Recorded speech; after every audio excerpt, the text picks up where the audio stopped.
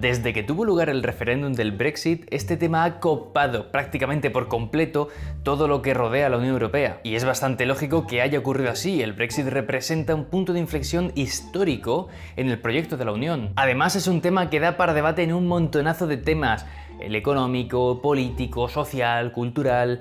Pero, aunque el Brexit a ciencia cierta ha sido seguramente el referéndum más importante en la historia de la Unión Europea, ha habido otros tanto que también han marcado de manera importante la historia de la Unión Europea. Así que, con el fin de conocer un poquito mejor estos momentos clave, y también para no hablar siempre del Brexit, hoy vamos con un top 5 de los referéndums más importantes en la historia de la Unión Europea. Y evidentemente, como ya hemos hablado tanto en este vídeo como en este vídeo sobre el referéndum del Brexit y sobre el de Escocia, pues no los voy a meter en este top, ya que sería repetir contenido. Así que, aclarado esto, vamos con el top. Puesto número 5. El rechazo de Noruega.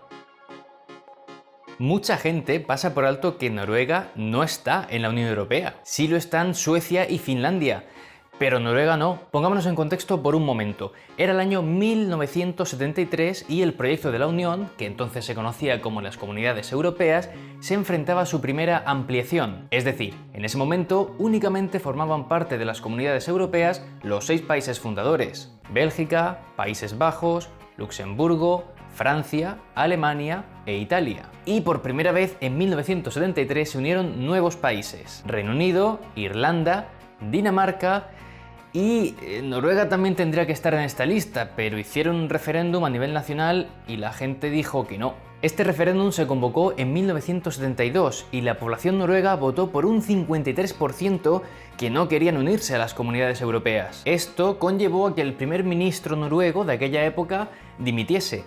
Pero aquí no queda esta historia. En 1994 Noruega volvió a preguntar a su ciudadanía si querían formar parte del proyecto de la Unión Europea. Y sí, aquí ya sí que era Unión Europea, ya que se conformó como tal en 1992. Pero en ese referéndum la población volvió a votar que no por un 52%. Esto conllevó a que Noruega no entrase finalmente en la Unión Europea, pero sí que entró en el espacio económico europeo, del cual hablamos en este vídeo. Esto a efectos prácticos hace que Noruega pueda beneficiarse del mercado interior de la Unión Europea sin pertenecer a la Unión Europea. Además, es que a día de hoy Noruega también forma parte de la zona Schengen. Por eso, si sois de la Unión Europea y habéis viajado a Noruega, pues habréis visto que podéis ir con vuestro DNI, no hace falta el pasaporte y que no hay un control fronterizo extra. Y realmente por estos motivos se tiende a pensar que Noruega está en la Unión Europea, porque es que, la verdad, tiene muchos lazos burocráticos con ella.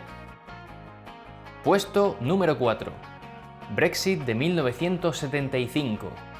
Como hemos visto, en 1973 Reino Unido se unió a las comunidades europeas. Bien, pues tan solo 2 años más tarde, Reino Unido ya estaba planteando un referéndum de si permanecían o no en las comunidades. Y ojo, cabe remarcar que este referéndum fue el primero en toda la historia de Reino Unido en llevarse a cabo a nivel nacional. Y el resultado del referéndum fue bastante claro: un 67% de la población votó a favor de quedarse en las comunidades. Lo que es muy curioso aquí es fijarse en qué partidos apoyaban la permanencia en las comunidades y cuáles apoyaban la salida de las comunidades, porque con el tiempo y con el contexto político algunos partidos han cambiado de posición. Por ejemplo, sin ir más lejos, el partido político más pro Unión Europea de ese momento eran los conservadores, los mismos que llevaron a cabo el Brexit. Por otro lado, el Partido Nacional Escocés, el SNP, estaba a favor del no, o sea, de salirse de las comunidades. Y algo que no ha cambiado entre el referéndum de 1975 y el de 2016 es que los laboristas ya estaban divididos entre si permanecer o si salirse de las comunidades. De hecho, es que el mismo Jeremy Corbyn, el que hasta hace poco era el líder de los laboristas en Reino Unido, afirmó públicamente que en 1975 él votó a favor de salir de las comunidades europeas. Y otros datos curiosos de este referéndum es que precisamente fueron los mayores de 65 años los que más a favor votaron por permanecer en el proyecto de la Unión. Es que más del 80% votaron a favor de la permanencia, y esto lo resalto porque en el referéndum del Brexit de 2016 fueron precisamente los mayores de 65 los que, por más de un 90%, votaron a favor de salirse de la Unión. Puesto número 3. Constitución de la Unión Europea. El tema de los tratados de la Unión Europea Es un maldito lío, en serio, o sea, parece que esté hecho maldad. Pero bueno, aquí el tema es que en 2005 la Unión Europea estuvo a punto de tener su propia constitución. Sin embargo, esto no llegó a pasar porque hubo dos países de la Unión Europea que hicieron un referéndum a nivel nacional para ver si su población pues quería aceptar esa constitución o no. Y finalmente salió que no. ¿Y sabéis qué países fueron? O sea, porque es súper curioso. Si lo sabéis, por favor, sin hacer trampas, dejádmelo ahora mismo en comentarios. Pues seguramente para sorpresa de la gran mayoría, estos dos países fueron Francia y los Países Bajos. Sí, dos de los países que formaban parte de los fundadores del proyecto de la Unión desde los inicios. Pero, como todo en política, este rechazo tiene su explicación. A ver, la idea del tratado para crear esta constitución fue aprobado y firmado en 2003 por todos los jefes de gobierno de los países de la Unión Europea. Recordad que en ese momento había tan solo 25 países. Y ya en 2005 el Parlamento Europeo aprobó una resolución con el 74% de los votos a favor de que los Estados miembros ratificasen esta constitución. Entonces hubo países que directamente ratificaron esta constitución en su parlamento, otros decidieron hacer un referéndum para ver si la gente quería o no que se ratificase, y otros hicieron ambas cosas, tanto lo del Parlamento como lo del referéndum. Pero sin lugar a duda, aquí el punto de discordia fue el resultado en Francia y Países Bajos, donde únicamente se llevó a cabo un referéndum. Un 55% de los franceses dijeron que no, y un 61% de los holandeses dijeron lo propio. Según expertos de ambos países, este rechazo fue como un voto de castigo por parte de la población a sus gobiernos, ya que durante los meses previos al referéndum, pues digamos que no habían llevado a cabo políticas que hubieran satisfecho a la mayor parte de la población. Además, las críticas a esta constitución son muy curiosas porque venían por ambos lados. Un sector decía que la Constitución era demasiado neoliberal y el otro decía que era demasiado intervencionista, o sea, que se le daba demasiado poder a los estados. El resultado final es que esta Constitución pues no salió adelante y años más tarde, tras negociaciones, pues se llegó al Tratado de Lisboa, que viene a ser como una Constitución versión ligera. Puesto número 2. El Grexit de 2015. Parece que a mucha gente se le ha olvidado que ya en 2015 hablábamos de el Grexit, o sea, la salida de Grecia de la eurozona, no de la Unión Europea. La eurozona, como su nombre indica, es la zona de la Unión Europea donde se utiliza como moneda el euro. Porque no todos los países de la Unión Europea utilizan el euro. Mirad, por ejemplo, Dinamarca. El caso es que en 2015 Grecia estaba gobernada por Syriza, con Alexis Tsipras a la cabeza, y estaba en proceso de ser rescatada a nivel económico por un plan propuesto por la Comisión Europea, el Banco Central Europeo y el Fondo Monetario Internacional. Y el problema aquí es que no se pusieron de acuerdo entre el gobierno de Tsipras y entre las tres instituciones que os he mencionado. Por ello, en junio de 2015, el gobierno de Grecia propuso un referéndum a nivel nacional para que fuese directamente la ciudadanía la que dijera sí o no a las condiciones propuestas. Lógicamente, Tsipras abogó públicamente por el no, y hubo muchas críticas respecto a la convocatoria de este referéndum. Unos decían que no se había informado bien o directamente no se había informado suficientemente a la población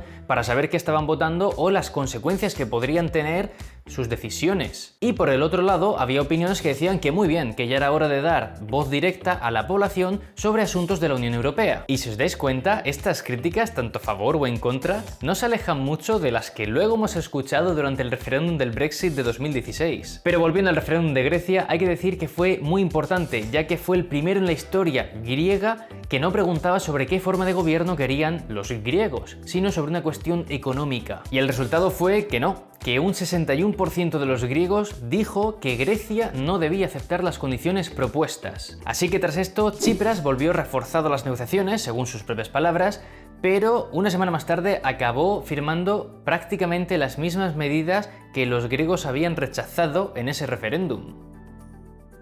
Puesto número 1. Referéndum de migración en Hungría.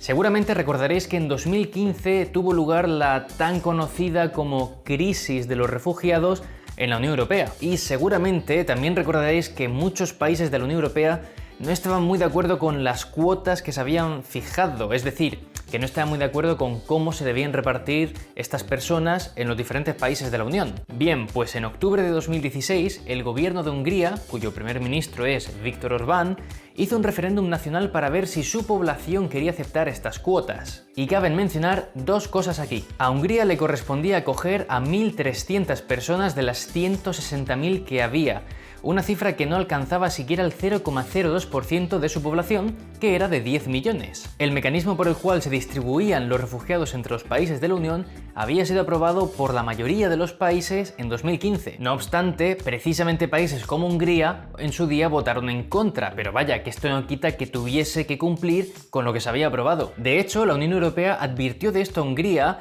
y de que si no cumplía con el mecanismo, pues le podían caer sanciones económicas. Finalmente, el día del referéndum, un 98% de los húngaros dijeron que no a las cuotas de la Unión Europea. Sin embargo, la participación de este referéndum no llegó al 50%, que es una cifra necesaria según la legislación nacional húngara para que un referéndum sea válido. A pesar de esto, Viktor Orbán salió diciendo que había sido un éxito rotundo y que este referéndum respaldaba la posición del gobierno. Pero en 2017 Hungría acabó aceptando la cuota de refugiados que le correspondía. Esto evidentemente no se hizo comunicándolo a los cuatro vientos, pero lo sabemos gracias a unas declaraciones a la prensa del secretario adjunto de Hungría, que así lo confirmó. Y a día de hoy, en parte por estas acciones, Hungría se encuentra bajo la lupa de la Unión Europea por poner en peligro los valores de la Unión.